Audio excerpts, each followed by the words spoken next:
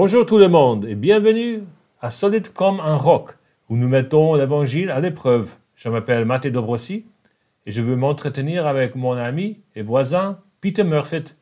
Bonjour Peter. Bonjour Matej et bonjour à tous nos auditeurs et auditrices.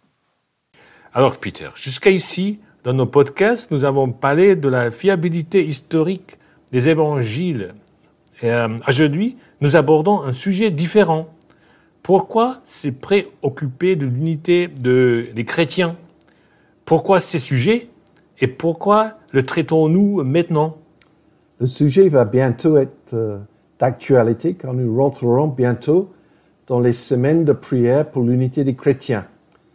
De plus, il me semble que l'unité des chrétiens a été rendue plus difficile avec l'arrivée d'autres questions qui peuvent diviser, comme le complotisme, la vaccination contre le Covid-19, etc.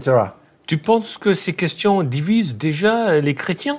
Oui, parmi les gens que je rencontre, les discussions peuvent être âpres. D'accord. Mais revenons au titre de notre podcast d'aujourd'hui. Pourquoi se préoccuper de l'unité des chrétiens? La première raison, et on va en traiter au moins 6, c'est simplement que Jésus lui-même a prié pour l'unité des chrétiens dans sa grande prière en Jean chapitre 17. Il faut se rappeler que c'était juste avant son arrestation et sa mort sur la croix. Cela veut dire que c'était prioritaire pour Jésus. Dans ce chapitre, Jésus a d'abord prié pour l'unité de ses disciples. Ensuite, dans les versets 20 à 26, il a prié pour ceux qui croiront en lui grâce à leur message, qu'ils soient un, pour que le monde croie que tu m'as envoyé. Jésus n'a pas pu être plus clair. Pas d'unité des chrétiens, pas de gens qui croiront à l'évangile. Et nous continuons comme Jésus n'avait rien à faire de nos divisions. C'est un grand péché. Oui, c'est sûr. C'est effectivement très clair et bouleversant. Et Jésus est cohérent. En Jean 13, 35, nous lisons « Si vous aimez les uns les autres, alors tous sauront que vous êtes mes disciples. » Conclusion, si vous n'aimez pas les uns les autres, personne ne saura que vous êtes mes disciples. Mon ami, le père Bernard Bastion, le dit ainsi.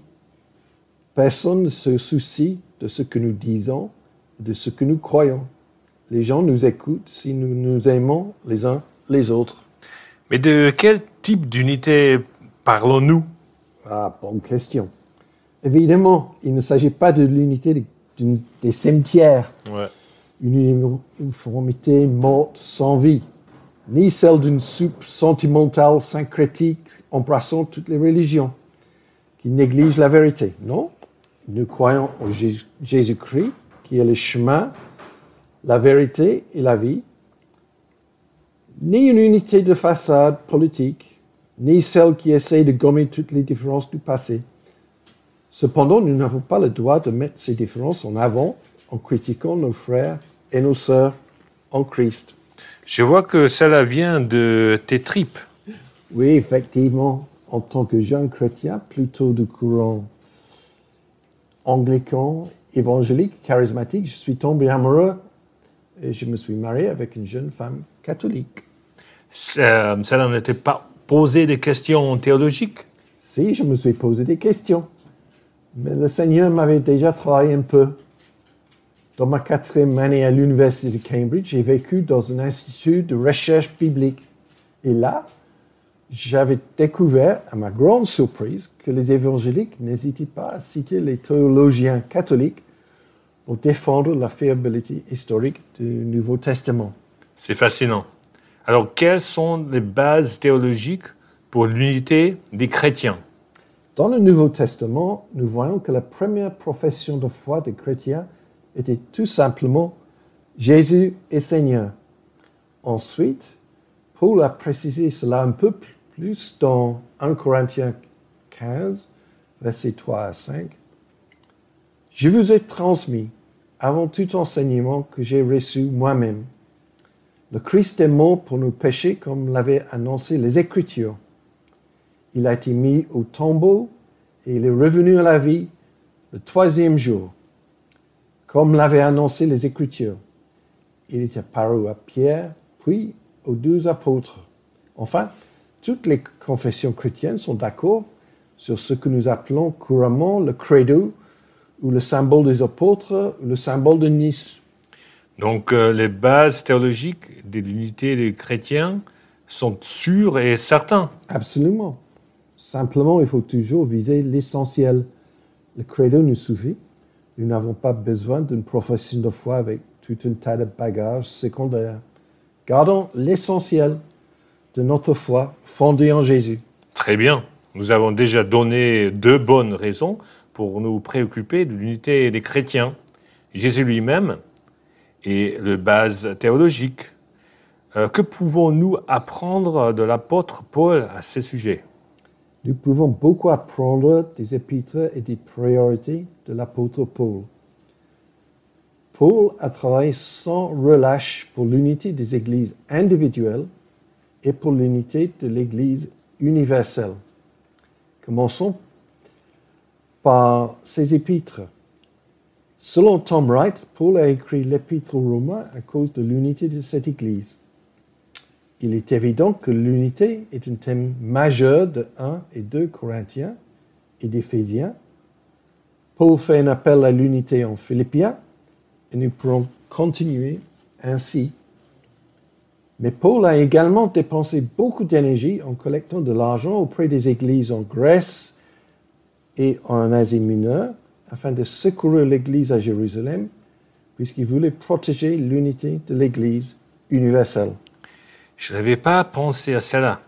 Ainsi, Paul a porté dans son cœur l'unité d'Église et des chrétiens. Oui, en lisant ces lettres, cette conclusion est claire. Personne, sinon Jésus lui-même, n'a autant travaillé pour l'unité des chrétiens. Parfois, j'ai entendu des ecclésiastiques dire, avec une mauvaise foi impressionnante, que les épîtres de Paul montrent que l'Église primitive ressemble à l'Église actuelle, pleine de divisions. Autrement dit, les divisions entre les chrétiens d'aujourd'hui n'ont aucune importance. Ouais. Ceci est vraiment erroné. Au contraire, les lettres de Paul démontrent qu'il considérait l'unité essentielle, d'où ces lettres pour combattre les divisions et rétablir l'unité. Que peut encore nous enseigner Paul? Ah, beaucoup de choses. En filigrane, dans les évangiles, Jésus trace les fondations d'une nouvelle humanité. Paul le rend encore plus explicite, surtout dans l'épître aux Éphésiens. Dans le chapitre 2, verset 14, il explique que Jésus apporte la paix. Jésus a réuni les Juifs et les païens dans une nouvelle humanité. Dans le chapitre 4, versets 1 et 6, il nous rappelle que nous faisons un seul corps dans le Christ. Et en chapitre 3, verset 10, il déclare que cette nouvelle humanité, l'Église unie, informe les puissants maléfiques que le temps est compté. Et je suppose que l'Église ne peut pas accomplir son ministre de réconciliation, dont Paul parle en 2 Corinthiens chapitre 5, si elle n'est pas unie. Tout à fait. Nous ne pouvons pas promouvoir la réconciliation entre Dieu et les hommes ou entre les hommes si nous ne sommes pas réconciliés, unis nous-mêmes. Il faut noter que l'Église primitive était très forte dans ce domaine. En Actes chapitre 8, nous lisons que Pierre et Jean sont descendus de Jérusalem en Samarie afin de guérir 200 ans de séparation et de haine entre les deux peuples. Ok, Peter, je regarde le compteur. Nous sommes à 5 bonnes raisons pour nous préoccuper de l'unité des chrétiens. 1. Jésus lui-même, il nous enseigne ça. 2. Les bases théologiques. 3. Le combat de l'apôtre Paul. 4. La nouvelle humanité et la déclaration de la victoire de Jésus, puissance maléfique. Et 5. Le ministre de réconciliation. Oui, c'est cela. Et nous n'avons pas encore fini. Tant mieux. Revenons un peu sur le moteur de l'unité des chrétiens. On a fait du progrès depuis la Deuxième Guerre mondiale, je l'imagine. Oui, je crois que dans l'ensemble, nous avons progressé un peu. En fait, je crois qu'il y avait un ou deux moments de progrès énormes suivis par des moments de déception et de recul. Que veux-tu dire? Je pense que nous pouvons identifier un organisme, un événement et un mouvement qui ont fait avancer les choses dans ce domaine. Le Conseil écuménique des Églises, même si certaines personnes s'en méfient, le Conseil Vatican II de l'Église catholique et le mouvement charismatique ont tous été moteurs. Le Conseil Vatican II était un événement considérable. Dans les mots de mon journal anglais de centre-gauche, qui n'est pas toujours très amicable avec les chrétiens, Oui, c'est sûr. ils disent « On a demandé aux catholiques de ne plus croire à l'Église catholique, mais à l'Évangile. » Un homme pentecôtiste, David Duplessis, a participé à la préparation de ce conseil. Grâce à lui, un des messages forts du conseil était qu'il fallait mettre la Bible, la parole de Dieu, entre les mains de tous les paroissiens. David a fait beaucoup de sacrifices personnels pour l'unité des chrétiens. Son histoire est bouleversante à lire dans A Man Called Mr. Pentecost et The Spirit Bade Me Go. Mais toi, si tu as vécu de choses intéressantes, n'est-ce pas? Oui, là on revient sur le troisième moteur, le mouvement charismatique. J'étais présent lors d'une grande conférence internationale sur l'Esprit Saint en Angleterre au début des années 1970. Là, j'ai rencontré l'amour et la puissance du Saint-Esprit, ainsi que des chrétiens de tout un tas de confessions différentes. Pour moi, cette unité des chrétiens était une révélation. Nous avons eu une puissance de l'évangélisation inouïe pendant quelques années. Beaucoup de jeunes et d'étudiants sont devenus chrétiens. C'était donc une période de grande ouverture entre les confessions chrétiennes? Ah oui, c'était formidable. Les jeunes catholiques remplis du Saint-Esprit se sont rendus compte qu'ils n'étaient pas formés dans ce domaine. Et donc, avec une grande humilité et sans complexe, ils ont cherché conseil auprès des églises protestantes et évangéliques. Les croisants entre les chrétiens tombaient partout. On peut lire ce récit dans Le Retour de l'Esprit par Kevin Ranahan. Est-ce que les mêmes choses se passent aujourd'hui?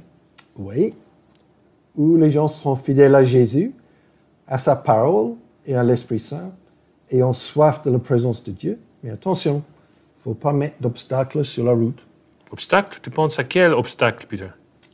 Je pense à l'orgueil humain, l'orgueil de nos confessions respectives, l'ignorance, notre peur de l'autre, notre peur de l'inconnu, notre autosatisfaction, notre volonté de garder le statu quo, la volonté de garder le pouvoir et notre manque de soif de la présence de Jésus.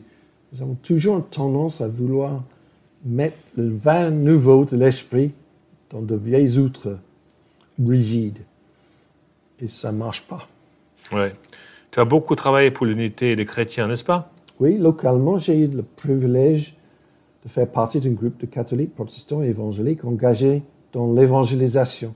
Et pendant 15 ans, j'étais le président d'une association régionale engagée dans la formation pour l'évangélisation œcuménique et charismatique. Alors, que as-tu appris? Beaucoup de choses. Même si on doit toujours combattre des obstacles que nous venons de citer, Ouais. et les forces centrifuges qui amènent la division, les bénédictions d'unité sont énormes. Premièrement, dans un monde déchiré, les gens sont attirés par des chrétiens de toutes confessions qui travaillent ensemble. Je dis souvent que l'amour fraternel est une arme de construction massive. Oui, alors Jésus avait raison. Oui, bien sûr. D'abord, ce qui nous unit, Jésus est plus fort que ce que nous divise. Deuxièmement, quand j'étais encore en activité et j'ai discuté avec des collègues, j'introduisais souvent la confessation par mon travail d'évangélisation avec toutes les confessions chrétiennes ensemble. Et les gens m'écoutaient. Hein? Ouais. Troisièmement, les grands mouvements du Saint-Esprit que j'ai vus personnellement ont été dans le cadre œcuménique. Que veux-tu dire par là, par ça? Bon, l'un de nos rassemblements œcuméniques et charismatiques, l'Esprit Saint est venu comme un vent violent, tout comme c'est écrit en Actes chapitre 2. C'était impressionnant. J'ai aussi un ami pasteur allemand Son église travaille avec les autres églises de sa ville. Il m'a dit qu'il n'a jamais senti la présence de Dieu aussi fortement que lors d'un rassemblement à Noël avec toutes les églises réunies dans la cathédrale de la ville. L'évêque catholique du lieu a donné une introduction très simple. Nous sommes là pour Jésus. Voilà, c'est ça l'unité des chrétiens. Nous travaillons ensemble pour Jésus. Donc tu veux dire tout simplement que l'unité des chrétiens marche? Oui, c'est ça. Oui, Jésus, Paul et David Duplessis avaient raison. Je pense que notre grand problème est que nous sommes devenus trop conformes au monde, où il y a des luttes de pouvoir et les puissants divisent pour régner, tandis que Jésus est venu pour servir et pour réconcilier. Très juste. Nous avons touché beaucoup de domaines aujourd'hui, Peter. Récapitulons. Nous nous préoccupons de l'unité des chrétiens et nous prions, nous travaillons pour l'unité parce que, premièrement, Jésus l'a dit ça, il nous a enseigné ça. 2, les bases théologiques de l'unité sont sûres. 3, Paul, il l'a fait. 4, l'Église unie montre l'existence d'une nouvelle humanité en Jésus qui est victorieuse contre les puissances maléfiques. 5, sans l'unité des chrétiens, l'Église ne peut pas remplir sa mission de réconciliation. Et 6, c'est la marche. L'amour fraternel est une arme de construction massive. Oui, l'Église unie est l'espoir du monde, puisque seul l'Évangile peut transformer le cœur des hommes et des femmes. Mais une Église divisée ne peut pas apporter grand-chose à ce monde déchiré. Nous ne sommes pas tellement forts et efficaces que nous pouvons gagner le monde pour Jésus avec une confession tout seul. Il faut le faire ensemble, cela aurait plus d'impact. Merci Peter et merci aux gens qui nous ont écoutés. En 2 mois, notre sujet sera de l'or pur de Apocalypse. Au revoir tout le monde. Oui, au revoir tout le monde et merci.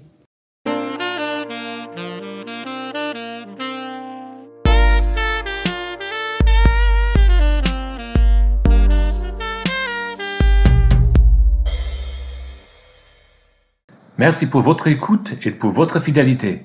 Le podcast Solide comme un roc a été préparé par Peter Murphy et Matteo Dobrossi. Merci à Timothée Benek aussi, qui nous a aidés avec les aspects techniques. Le morceau de musique que vous avez entendu au début et à la fin de ce podcast a été composé par Benjamin Dobrossi. Nous remercions Benjamin et nous utilisons ces morceaux avec sa permission. Merci à vous et à bientôt.